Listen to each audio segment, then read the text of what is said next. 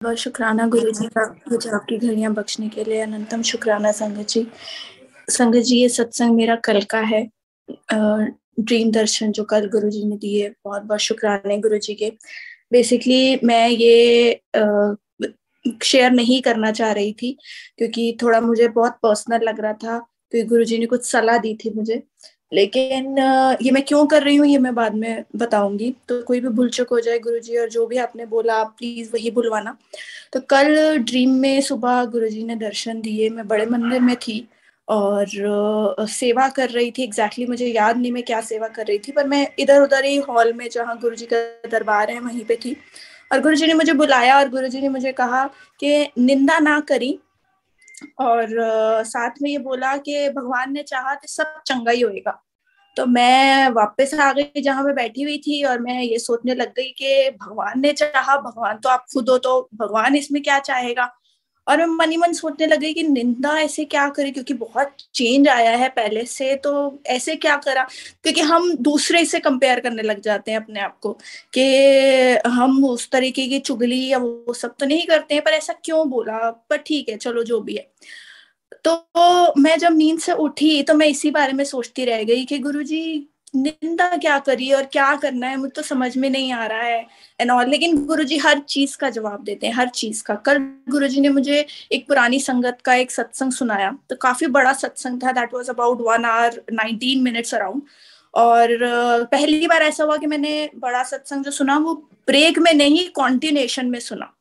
तो अब वो बहुत बड़ा सत्संग तो मैं यहाँ नहीं ऑब्वियसली शेयर करूंगी, लेकिन उसमें एक बात जो मुझे गुरुजी ने बहुत क्लियरली समझाई वो ये था कि उन आंटी के फादर इन लॉ को गुरुजी ने 2 साल अपने पास रखा था। और उसके बाद जब उनको जाने के लिए बोलना था तो गुरुजी ने एक सेवादार के थ्रू बोल दिया।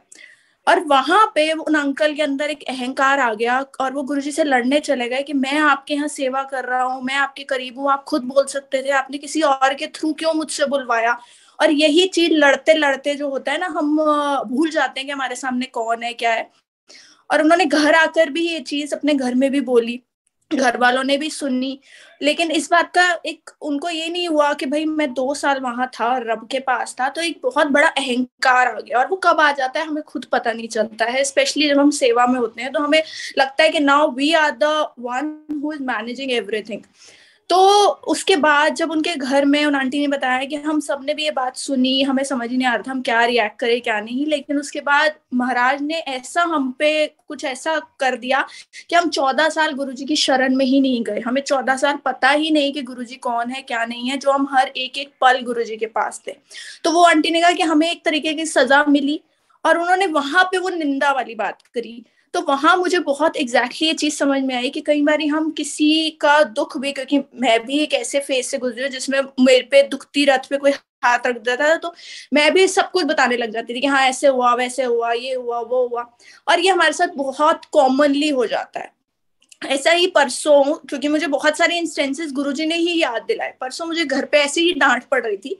और नॉर्मली होता है कि हमें जब डांट पड़ती है, हम छोटे होते हैं घर में, तो हम अपने पेरेंट्स के पास या किसी के पास जाके रोना आ जाता है हमें, और हम बोलने लगते हैं ऐसे हमें बोला। That is also comes under the निंदा, क्योंकि वहां पे हम किसी और का ब्रेन वॉश कर रहे हैं कि हमारे साथ ऐसा हुआ, और वो इंसान भी वैसा ही बन जाता है कि हाँ इसके साथ गलत हुआ, और उसकी प्रिडिक्शन भी वैसी ही हो जाती है बंदे को लेकर। तो बहुत शुक्राने गुरुजी के कि गुरुजी इतनी बारीकी का ध्यान रख रहे हैं, इतना ज्यादा। मतलब ये मैंने सिर्फ एक संगत से शेयर करी थी ये बात कि मुझे ऐसा ड्रीम आया। मैंने बहुत ज्यादा उनको एक्सप्लेन नहीं किया था, बस मैंने बोला कि मुझे गुरुजी ने ये बोला है। और उन्होंने मुझे कहा कि आंटी आप प्लीज शेयर किया करो, क्योंकि कल मैं आफ्टरनून स्लॉट नहीं ज्वाइन करती हूँ, लेकिन उन्होंने मुझे बोला कि आंटी आफ्टरनून में एक संगत ने आपका एक सत्संग शेयर किया था जिसमें आपने पौधे की मिट्टी के बारे में बताया था, तो आप प्लीज ये शेयर करा करो, क्योंकि आपके हिसाब say that is not important, but किसी और संगत के लिए वो कुछ भी हो सकता है।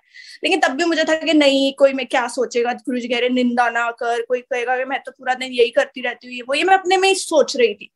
लेकिन देन आई हैव रियलाइज कि इसमें कोई शर्म की बात ही नहीं है, ये तो हर इंसान के साथ होता है और हर बात पे हो जाता है। हम कई बार बच्चों की भी शिकायत लगाने लग जाते हैं, that is also comes under निंदा। तो पता नहीं वो चीजें तो कैसे हटेंगी वो तो गुरुजी ही जानते हैं, लेकिन मुझे इतनी खुशी हुई जब मैं आज सुबह उठी, तो मैं इतनी ज्यादा खुश हुई। बस गुरुजी अहंकार मत आने देना, उस बात से बहुत डर लगता है, क्योंकि जब कुछ ऐसे सत्संग सुनती हूँ तो।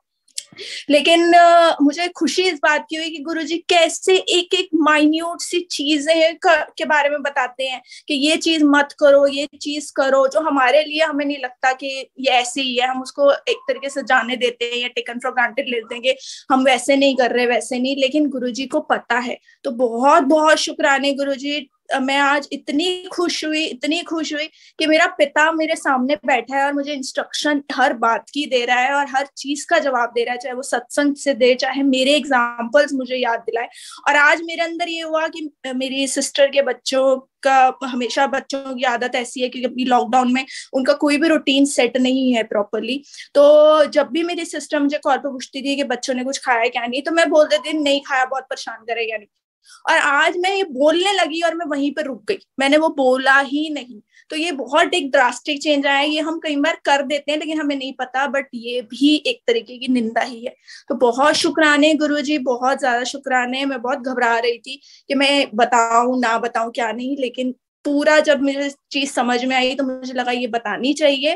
तो अनंतम शुक्राने गुरुजी। कोई भूल चूक हुई हो तो प्लीज गुरुजी, संगत जी माफ करना। मैं किसी को ऐसे पर्सनली नहीं बोल रही थी, ये मैं अपना एक्सपीरियंस बता रही थी, अपना चेंज बता रही थी। बहुत शुक्राने गुरुजी, अनंतम शुक्राने। जय गुरु।